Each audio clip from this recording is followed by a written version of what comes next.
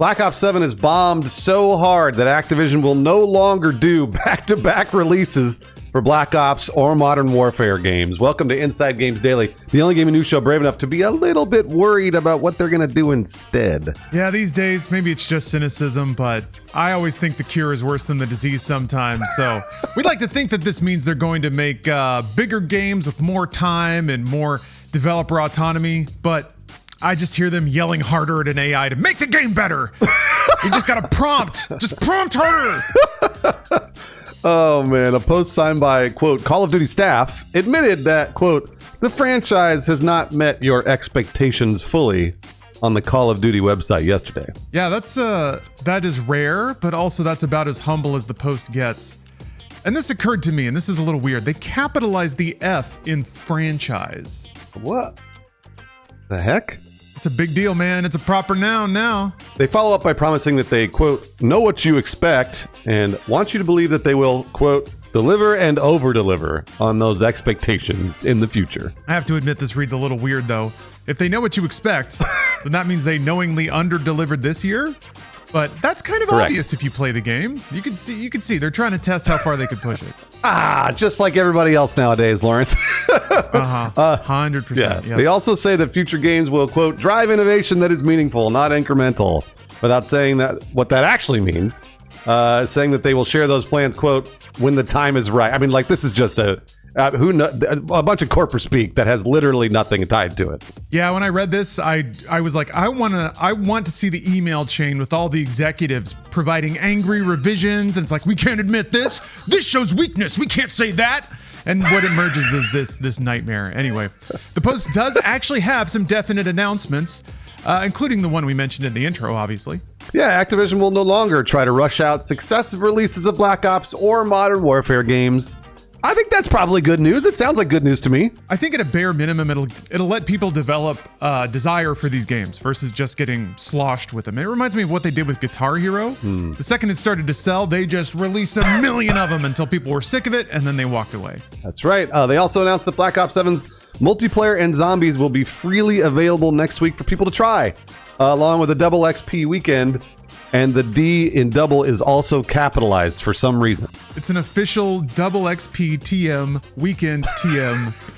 It's just so corporate, man. It's kind of baffling. Maybe there's a good reason for that, but to think that they owned the idea of double XP, whatever.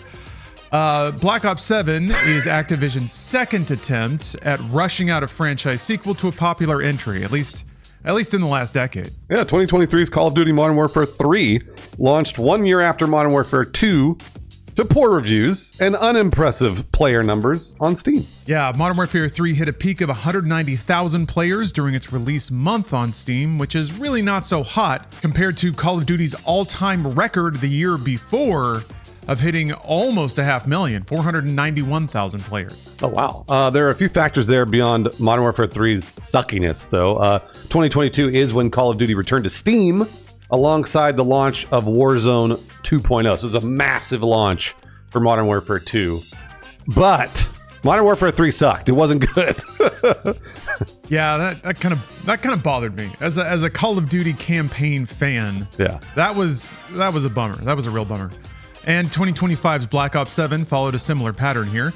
The game only pulled in a peak of 100,000 max concurrent players on Steam during its launch month. So if you compare that to Black Ops 6 from last year, that hit a peak of 315,000 players in November 2024. So it's a major drop off for them. Yeah, the usual Steam disclaimers apply here. This is only Steam because they actually let us see these player counts publicly.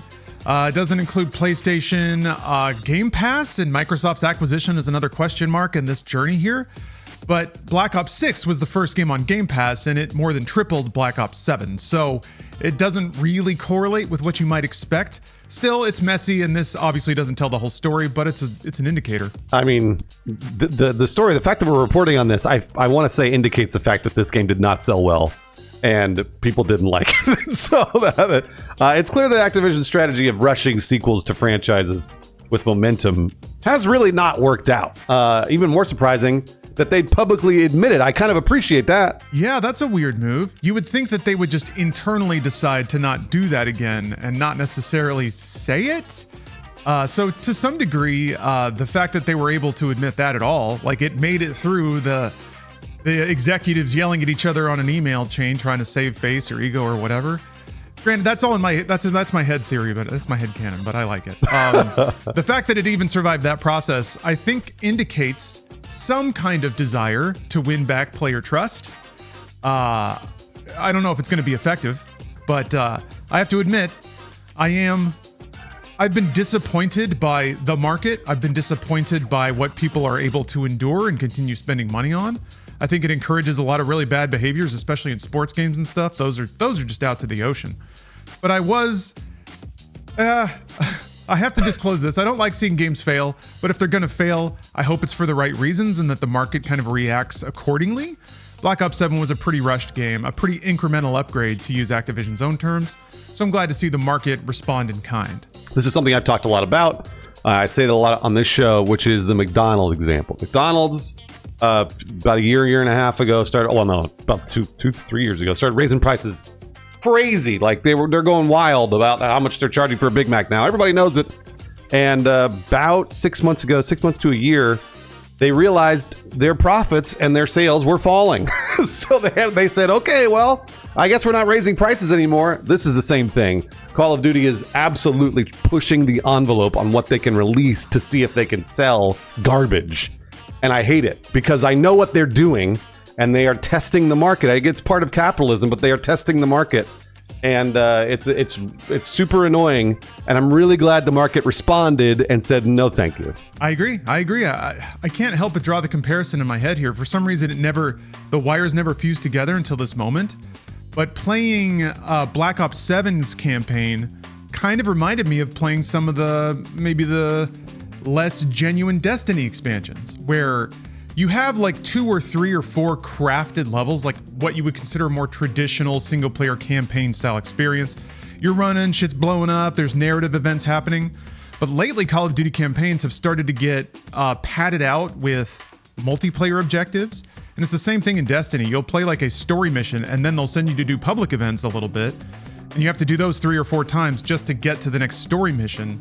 And so the actual crafted story missions start to be the payoff, or just kind of doing the rote multiplayer exercises that they expect you to do in the seasonal events and things like that. So it feels like some of these games have started to, I always think of, what was it, Matilda putting sawdust in the gas tank so the car runs great until it's off the lot. It's padded out, there's sawdust in the hot dog or whatever. And people are starting to react to it. I think in general that's led to a decline in the faith of AAA games, and I think appropriately so. They charge you at the register, they shovel you into the gift shop as soon as you boot the game up. That's after 1 million patches, and then the thing you paid for, the content, is sort of almost feels like it's the last consideration sometimes. It's all about the structure and onboarding players and getting them into these modes that they can highly be monetized. But what is the game even about? Why even make it? And that's one of the things that I couldn't help thinking about with Black Ops 7. Why is any of this here? There's no story being told that anyone gives a shit about. It's all just sort of like, it's all following a marketing plan. And it's not even doing that very profoundly, I guess. You can make art under the throes of corporate dictation, but that's not what this is. But fighting Giant Michael Rooker was pretty cool.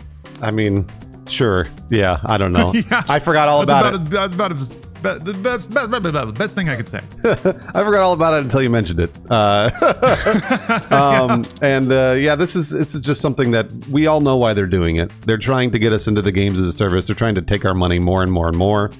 And the more that we start to realize that these patterns exist and why they're doing it, like you said, Lawrence, there's a big blowback. People start to get mad at AAA in general.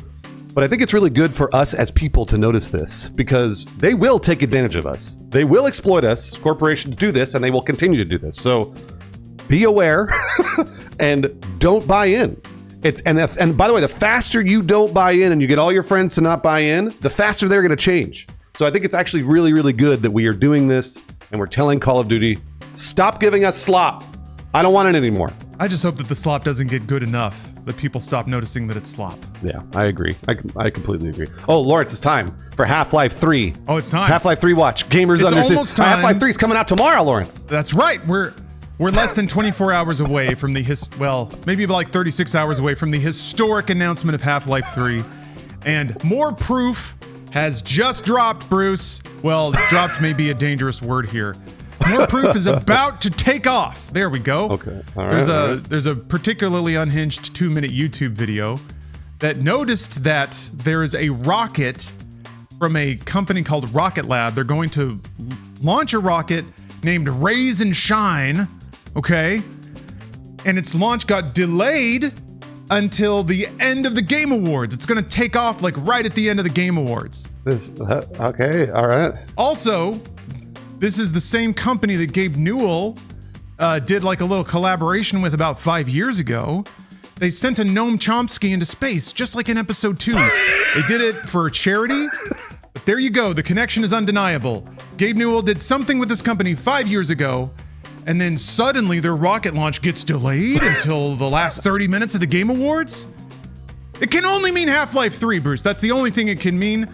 Jeff Keighley's going to get up there. He's going to point to the screen. We're going to get a live feed of a rocket taking off to announce Half-Life 3. And then he's going to spend the next 3 hours talking about Half-Life 3 and how amazing it's going to be. I have bad news for you, Lawrence. Tyler McVicker, a noted leaker, tweeted, I think it was today or recently, that he believes Half-Life 3 will not be announced at the Game Awards and it will be in 2026 instead. So we are officially under siege here. We have proof that Half-Life 3 is going to get revealed at the Game Awards. And then Tyler McVicker, the most reliable Valve leaker, says it's 2026. I don't know what to believe anymore. I believe Tyler's playing a little prank. He wants us to be surprised because he knows the magic is ruined for him. He's seen behind the curtain. He's seen Half-Life 3. But it rewired his brain. So he's just feeding us a little misinfo so that we all experience the thrill like he used to. Got it. That's going to be us, Bruce, tomorrow. Well, I'm actually in the middle of making our custom sweatshirts to commemorate the occasion. Bruce and I are going to be watching the Game Awards tomorrow during the historic announcement of Half-Life 3. We're getting custom sweatshirts printed up so that we can commemorate the Half-Life 3 occasion. As usual, we're doing a drinking game along with the Game Awards. We have some rules in there. One of them that I'm going to regret very quickly is we're going to take a shot every time Expedition 33 wins something. But also... Oh, no. That one's up for debate. Oh, no. That one's up for debate. But the ironclad one, that will happen no matter what. We're going to have 6 shots laid out, 3 each. 3 shots on the dot when Half-Life 3 gets announced. Bang, bang, bang. It's going to be the happiest gaming event ever. We're going to throw up on those custom sweatshirts live. And they're white too, so those stains aren't coming out. So look forward to that. Oh, wow. Yeah, tune in. We're going to be live on Bruce's Twitch, on my Twitch, and here on Inside Games YouTube channel.